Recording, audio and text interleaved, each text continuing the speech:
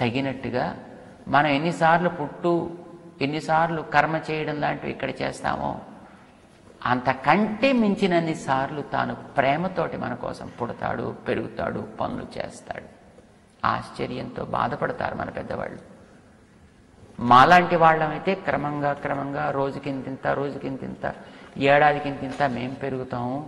కానీ భగవన్ మా మీద ప్రేమతో నువ్వు ఎంత వేగంగా పెరిగిపోతున్నావయ్యా ఓంగి.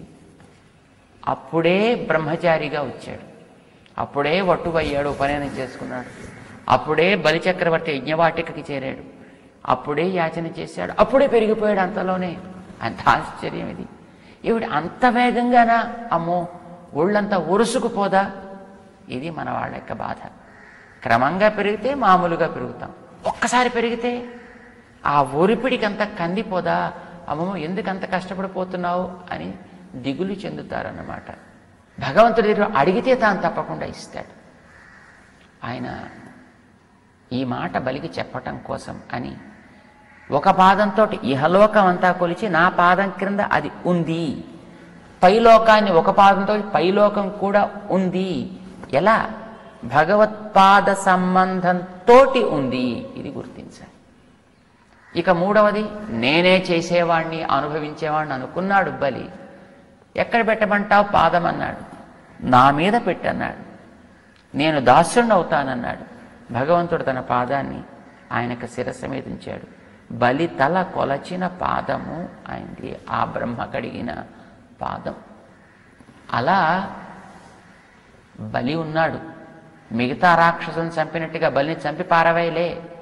ఎందుకంటే బలిలో వినయం ఒకటి, చెప్పినట్టుగా వినే లక్షణం ఒకటి ఉన్నాయి కనుక వాటిని స్వీకరించి పాదం కింద చేరిస్తే ఇదివరకు అహం అనుకునేవాడు ఈవేళ దాసోహం అయ్యాడు. ఇదివరకు నావే అనుకునేవాడు ఇప్పుడు నీవి అనగలిగాడు. చాలు భగవంతుడికి ఈసారి నిన్ను రసాతలానికి రాజుగా చేస్తున్నాను పొమ్మన్నాడు. ఒక లోకం అంతా బలికి ఇచ్చేశాడు. ఇదివరకు ఇంకోటితో పంచుకుని అనుభవించేడు కొద్ది లోకం. కానీ తత్వాన్ని గుర్తించిన తర్వాత బలిచక్రవర్తికి మొత్తం ఒక రాజ్యం అంతా నీకు ఇస్తానని రసాతలాన్ని ప్రసాదించాడు స్వామి అని మనకి గ్రంథాలు చెప్తున్నాయి. ఇది భగవంతుడి యొక్క లక్షణం. అందుకే ఆయన ఓంగి పెరిగి తన యొక్క వ్యాప్తిని చెప్పాడు. ఊలగళంద కాడనక మోడనక రాయనక రప్పనక ముల్లనక కల్లనక అంతటిని ఆ సుకుమారమైన పాదంతో, సుందరమైన పాదంతో కొలిచి ఎంత కండిపోయిందో అంటూ ఆయనకు ఆ వ్యాప్తిని తలుచుకొని మన ఆండాళ్ళ తల్లి భక్తులు కూడా పరవశించిపోతారన్నమాట. ఏమీ స్వార్థం లేదు పాపం. ఆయన వచ్చిందంతా అందరికీ తలో కాస్త పనిచేశాడు. అయ్యో నువ్వు లోకాన్ని కొలిచి ఇంత క్లేశపడుతున్నావే, కష్టపడుతున్నావే అని అన్న దిక్కు కూడా ఆ వేళ లేకుండా పోయిందే. అయినా అది తాను పట్టించుకోలేదు. అందుకే ఆయన ఉత్తముడయ్యాడు. ఆయన నిస్వార్థంగా పరహితానికి ప్రవర్తించిన వ్యక్తినే మనం ఉత్తముడు అంటామే. ఆయన నామం మనం పాడితే అది శ్రేయస్కరం. ఇదే భగవంతుడు భగవద్గీతలో 15వ అధ్యాయంలో చెప్పుకున్నాడు స్పష్టంగా. నా పేరు పురుష ఉత్తముడు. ఎందుకంటే అన్నీ నావి కనుక, వీటన్నిటిని కొలిచిన వాడిని నేను కనుక. యస్మాత్ క్షరమతీతోహం అక్షరాదపి చ ఉత్తమ అతోస్మి లోకే వేదే చ ప్రథిత పురుష ఉత్తమ. ఇది చెప్పు. ఆయన్ని పాడదాం పదండి. అంతేకాని ఇతరులని, అల్పులని, క్షుద్రులని ఎందుకు పాడైపోతారు కనుక. ఉత్తమన్ పేర్ పాడి, ఆయన నామం పాడితే చాలండి. ఆయన దగ్గరికి మనం పెద్ద చేరకపోయినా బెంగలేదు. చేరడానికంటూ ఆయన ఎక్కడ ఒక చోటకి పరిమితమై ఉంటే కదా, అంతటా ఉన్నాడు కనుక గుర్తించి నామాన్ని మనం పాడుదాం చాలు. నామమే చాలా గొప్పది. ఆయన అస్తమానం మనకంటే కనిపించడు. కనిపించిన అస్తమానం మన దరికి చేరలేము. కానీ నామానికి నియమాలే లేవు. ఎప్పుడు, ఎక్కడ, ఎవరు, ఎలాగైనా సరే పాడటానికి అర్హత ఇచ్చేది నామం. అందుకే మన వాళ్ళు ఒక తమాషా చెప్పారు. భగవంతుడు ముద్ద బంగారం లాంటి వాడు, భగవంతుడి నామం ఆభరణంగా మలచిన బంగారం లాంటిది. ముద్ద బంగారం మెళ్ళ వేలాడేసి తిరుగుతామా ఏమిటి? కనిపించిన వాడెవడ 4 తన్ని లాక్కుపోతాడు.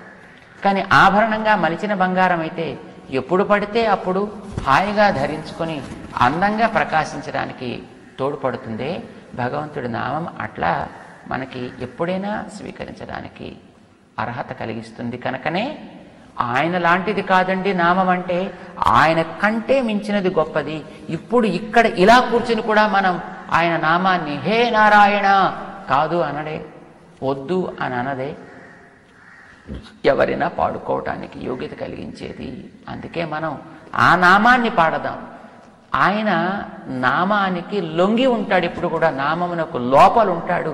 నామం మనకి దక్కితే ఆయన మనకి దక్కినట్టు. ఆయన దక్కితే నామం దక్కినట్టు కాదు. ఆయన దక్కితే వదిలించుకుపోయినా పోగలడు. కానీ నామం దక్కితే ఆయన అందులోంచి దాటి వెళ్ళలేడు. కనుక మనం దాన్ని కనుక మన మనస్సులో ధరిస్తే ఆయన తప్పనిసరిగా అందులో ఉంటూ మన మనస్సులో స్థిరపడి ఉండగలుగుతాడు. ఆ నామాన్ని మనం పాడదాం. నాంగల్ నం పావైక్ చాత్తి నీరాడినాల్. మనకంటూ ఒక స్వార్థం లేదు, మనకంటూ ఒక ప్రయోజనం లేదు. మన ఇంద్రుడిలాగా రాజ్యం కోరలే, బలిలా కీర్తిని కోరలే, నముచిలాగా అదో విజయాన్ని కోరుకోలే, మరొకళ్ళలాగా మరొకటి మనమేమీ కోరట్లేదు. ఏ కోరిక లేని నాంగల్ నం పావైక్. మన వ్రతం కూడా అట్లాంటిదే. మన వ్రతం లోకమంతా సుభిక్షంగా ఉండాలని ఆచరించే వ్రతం మనది. నా చిన్నారి బొజ్జకు శ్రీరామరక్ష వ్రతాలు కావు మనవి.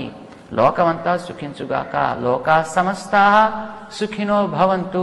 ఉత్తముడి నామం పాడి నిస్వార్థముతో చేసే పనికి లోకమంతా సుభిక్షంగా ఉంటుంది. మన భూమి కర్మభూమి, వ్రతాదులు ఇక్కడే ఆచరిస్తాం, కానీ లోకమంతా సుఖించాలని కోరుతాం. అందుకే ఇక్కడ మనం లోకా సమస్తా సుఖినో భవంతు అని చేసేటటువంటి ప్రతి పని కూడా ఈ భూమికి అంతటికి కూడా సౌఖ్యాన్ని ప్రసాదిస్తూ ఉంటుంది. మనం అదే రోజు చేస్తూ ఉంటాం. చాత్తి నీరాడినాల్. ఇలాంటి వ్రతం అనేది ఒక వంకగా మనం పెట్టుకుని నీరాడినాల్, స్నానమాడితే చాలు. ఇది మన అమ్మ చెప్పేది. అంటే వ్రతం నిజంగా పూర్తిగా చేసేకపోయినా వెంగలేదండి. వ్రతం చేద్దామని సంకల్పించి మనం ఏం చేస్తే అవే నియమాలు అవుతాయని కదా మనం గతంలో 2వ పాటలో తెలుసుకున్నాం. కనుక ఇది ఒక వంకగా పెట్టుకుంటే మనకు లభించాల్సింది మనకు లభిస్తుంది. నిజానికి లోపల ఏది తలుచుకుంటే అదే లభిస్తుంది అని అంటారు కదా. మనం కోరుకునేది శ్రీకృష్ణుని యొక్క పాద సేవనం. కానీ లభించాల్సింది లోకానికి అందరికీ లాభం వస్తుందా? అవును, వస్తుంది. ఎలా? మనం సేవ చేయాలి అని అనుకునే కృష్ణుడు లోకానికి మూలం కనుక, చెట్టుకి వేరు లాంటి వాడు కనుక, మనం అక్కడ నీరు పోసినట్టయితే ఆకులు, పువ్వులు, కాయలు అన్నీ ఆ చెట్టులో వికసించినట్టే శ్రీకృష్ణుడి కోసం చేసేటటువంటి ఏ సేవైనా వ్రతమైనా ఆయనకి చెందినటువంటి ఈ త్రిభువనాలని కూడా వికసింపచేస్తుంది, ఫలింపచేస్తుంది, ఆనందింపచేస్తుంది. ఇది మనం కోరుకునేది. చాత్తి నీరాడినాల్. మన వాళ్ళు స్నానం అని అనుకునేది ఆయనకు కళ్యాణ గుణాలే కదా. అందుకే వామనావతారాన్ని తీసుకున్నారు. వామనావతారం లోకమంతా వ్యాపించినంత రూపాన్ని చిన్ని ఆకృతిలోకి కుదించి వచ్చిన రూపం కదా. అది చూస్తే చూసేవాడికి మోహం కలిగిపోతుంది అన్నమాట. ఎందుకనంటే అందులో 2 గుణాలు ఉన్నాయి. ఒకటి సౌందర్యం, రెండవది సౌశీల్యం. అందరితోటి కలిసిపోతాడు, అందరి దగ్గరికి వస్తాడు, సౌలభ్యం ఉంది. సకల కళ్యాణ గుణాలకు అందులో నిండి ఉండేటటువంటి తనం ఉంది. అందుకే ఆయనలో సౌలభ్యము, సౌందర్యము, గుణపూర్తి ఇవి నిండి ఉండేటటువంటి ఆకృతి వామనమూర్తి.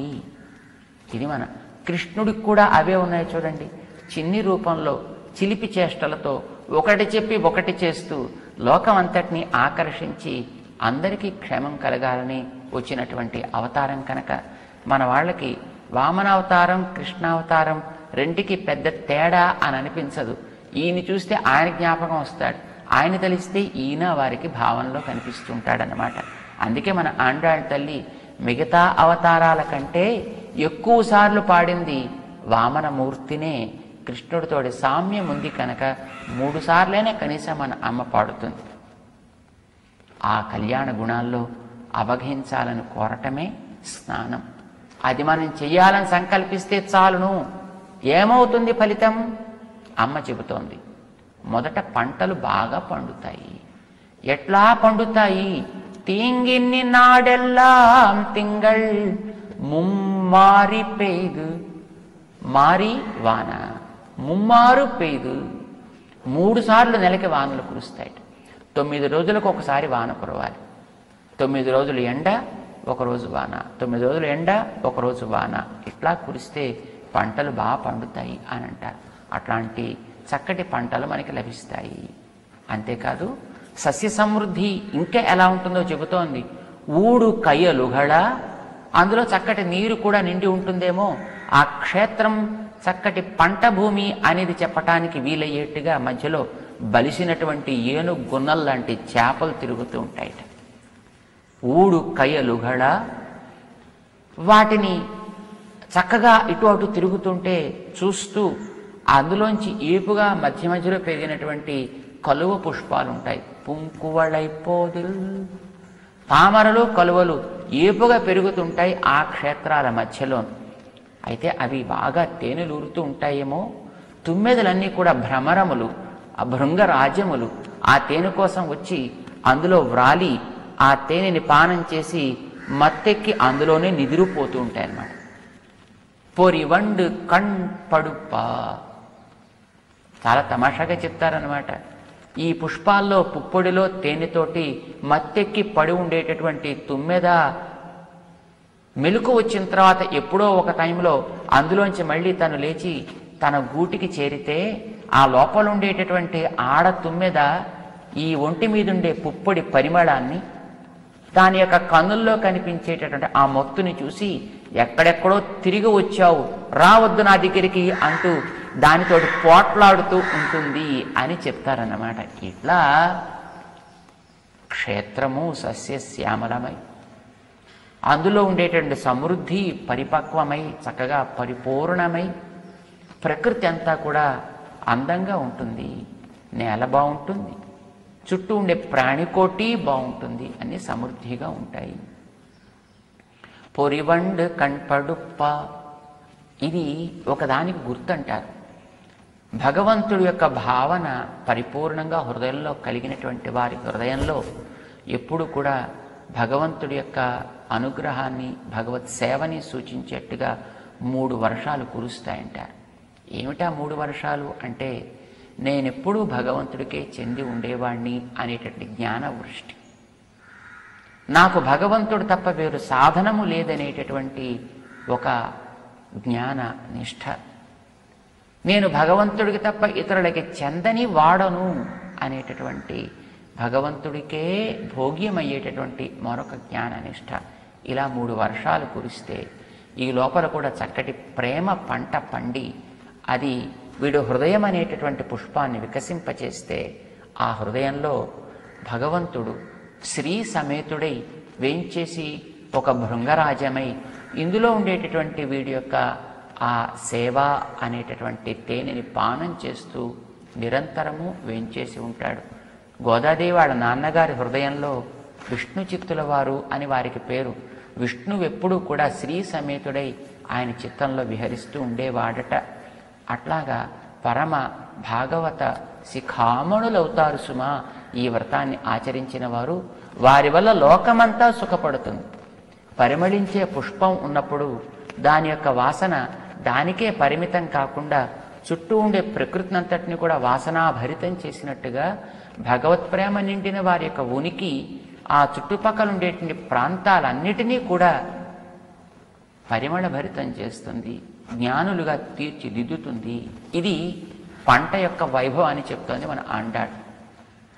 ఇక ఇంట్లో ఉండే పాడి వైభవం ఎట్లా ఉంటుందో కూడా చెబుతోంది. తేంగాదే పుక్కు ఇరుందు సీర్తములై పత్తి వాంగ కుడం నిరైకం వళ్ళల్ పెరుం పశుక్கள், పెద్ద పెద్ద పశువులుట, ఆకృతిలో కాదు, కొన్ని ఆకారంలో పెద్ద పశువులు ఉంటాయి కానీ ఏం పాలిచ్చేవిగా ఉండవు.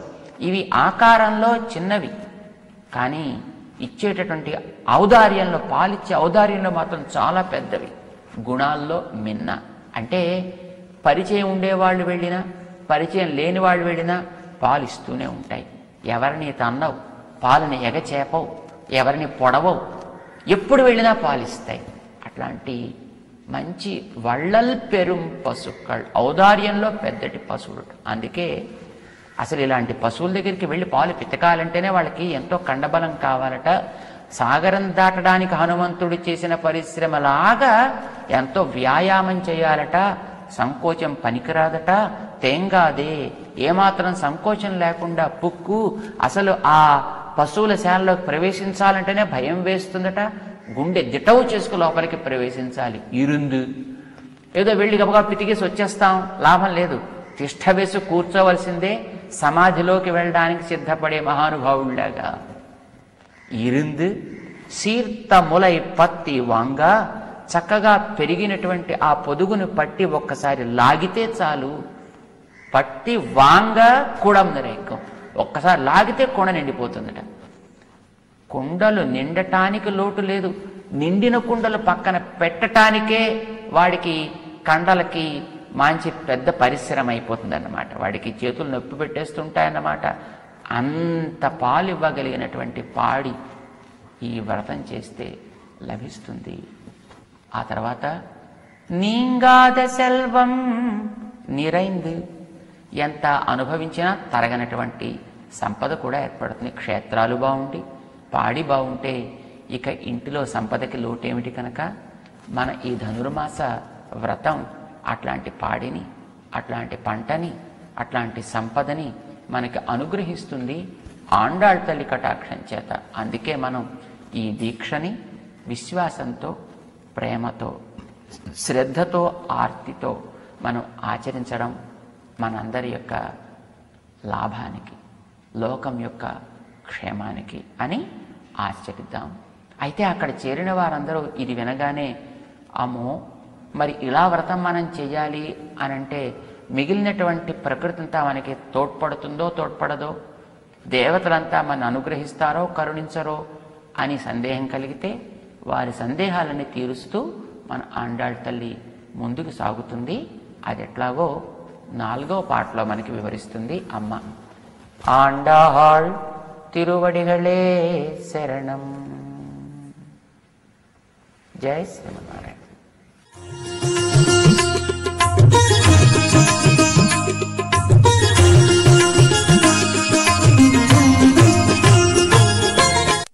ఈ సకల చరాచర సృష్టిలో సర్వరూపాలు అమ్మ యొక్క స్వరూపాలే, మాతృమూర్తి యొక్క దివ్య స్వరూపాలే. సర్వం శక్తిమయం జగత్.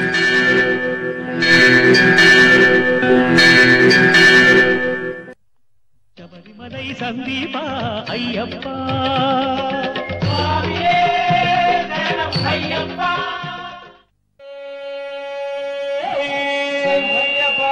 కన్నమూల మహాగణపతి భగవానే,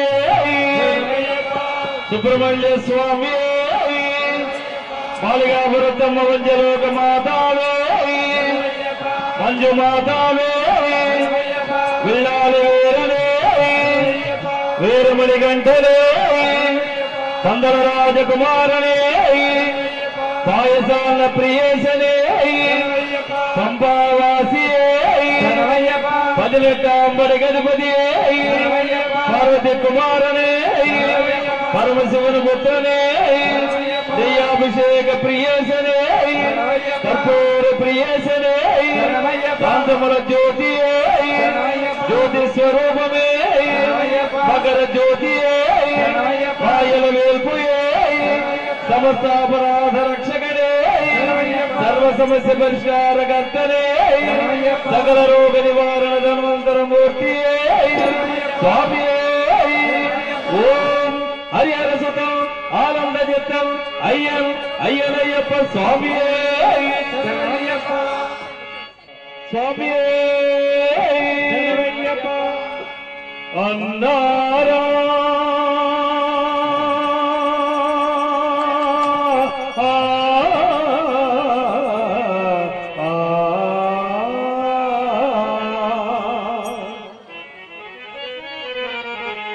విన్నారా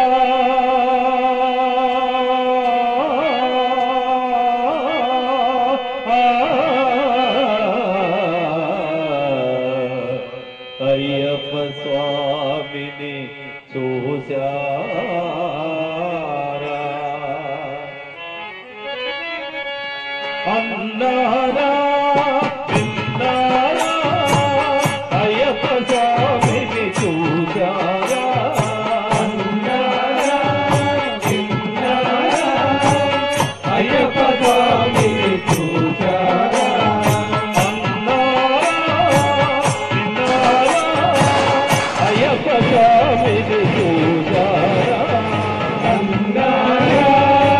విన్నారా అయ్యప్ప స్వామిని చూసారా మీరు అయ్యప్ప స్వామిని చూసారా అయ్యప్ప స్వామిని చూసారా అన్నారా విన్నారా అయ్యప్ప స్వామిని చూసారా అన్నారా విన్నారా అయ్యప్ప స్వామిని చూసారా ఎరుమేలి దేవుడు అయ్యప్ప స్వామి ఎరుమేలి దేవుడు అయ్యప్ప స్వామి ఏకాంతవాసుడు అయ్యప్ప స్వామి ఏకాంతవాసుడు అయ్యప్ప స్వామి ఎరుమేలి దేవుడు అయ్యప్ప స్వామి ఎరుమేలి దేవుడు అయ్యప్ప స్వామి ఏకాంతవాసుడు అయ్యప్ప స్వామి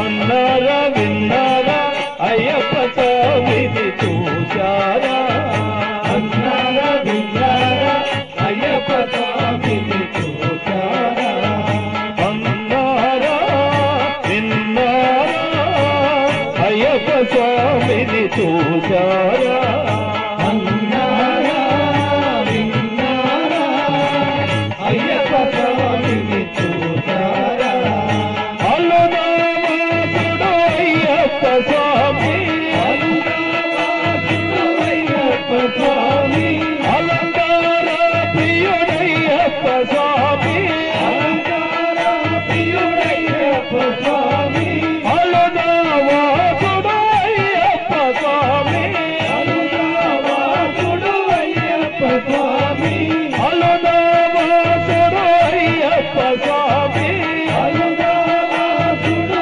అయ్యప్ప స్వామి అలంకార ప్రియుడయ్యప్ప స్వామి అలంకార ప్రియుడయ్యప్ప స్వామి అన్నారా విన్నారా అయ్యప్ప స్వామిని చూసారా అన్నారా విన్నారా అయ్యప్ప స్వామిని చూసారా అన్నారా విన్నారా అయ్యప్ప స్వామిని చూసారా అన్నారా విన్నారా అయ్యప్ప స్వామిని చూసారా కరిమలవాసుడు అయ్యప్ప స్వామి కరిమలవాసుడు అయ్యప్ప స్వామి ఆరణచంద్రుడు అయ్యప్ప స్వామి ఆరణచంద్రుడు అయ్యప్ప స్వామి కరిమలవాసుడు అయ్యప్ప స్వామి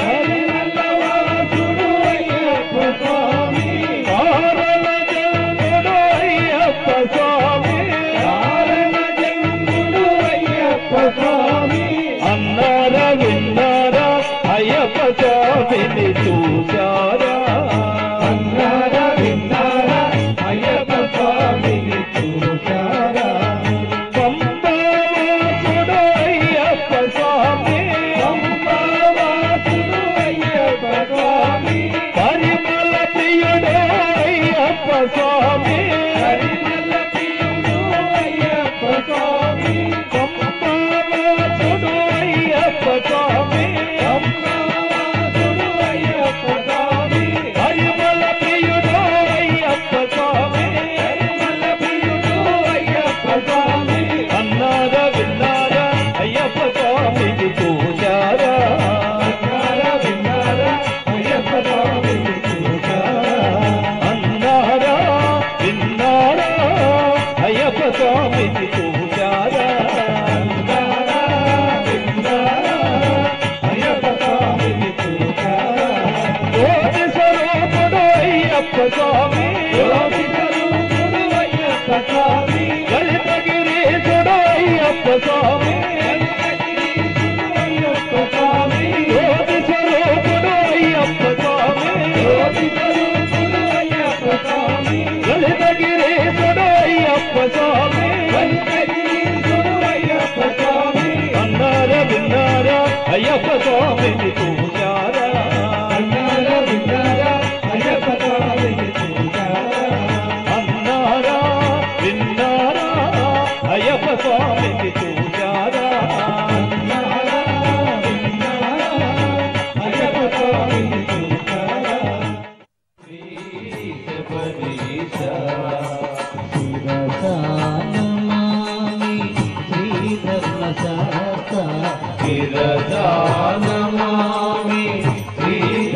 ధర్మశాస్త్ర నమామి శ్రీ ధర్మశాస్త్ర నమామి శ్రీ ధర్మశాస్త్ర ప్రణమామ్యహం శ్రీ శబరీశ ప్రణమామ్యహం శ్రీ శబరీశ హరిహరాత్మజ తేజ శ్రీ శబరిగిరివాస హరిహరాత్మజ తేజ శ్రీ శబరిగిరివాస హరిహరాత్మజ తేజ శ్రీ శబరిగిరివాస హరిహరాత్మజ తేజ శ్రీ శబరిగిరివాస అఖిలాండ కోటి బ్రహ్మాండ నాయక అఖిలాండ కోటి బ్రహ్మాండ నాయక పూర్ణ పుష్కల నాగ కంకులి వాహన పూర్ణ పుష్కల నాగ కంకులి వాహన శరణం శరణం భక్తవత్సల లోకనాయక శరణం శరణం భక్తవత్సల లోకనాయక ప్రణమామ్యహం ప్రణమామ్యహం శ్రీ శబరీశ ప్రణమామ్యహం శ్రీ శబరీశ తిరుపతి ధర్మశాస్త్ర ఇరుముని ప్రియదేవా ఎరుమేలి ధర్మశాస్త్ర ఇరుముని ప్రియదేవా ఎరుమేలి ధర్మశాస్త్ర ఇరుముని ప్రియదేవా ఎరుమేలి ధర్మశాస్త్ర ఇరుముని ప్రియదేవా అభిషేక ప్రియ ఆనందదాయక అభిషేక ప్రియ ఆనందదాయక అభిషేక ప్రియ ఆనందదాయక అభిషేక ప్రియ ఆనందదాయక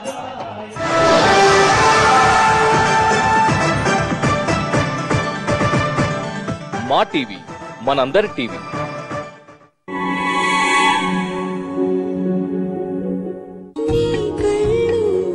లేత శిశువుల కళ్ళు అతి సుకుమారం.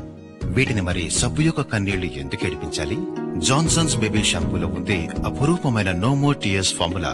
ఇప్పుడు కళ్ళల్లో ఏడుపుండదు, కేవలం నవ్వులే.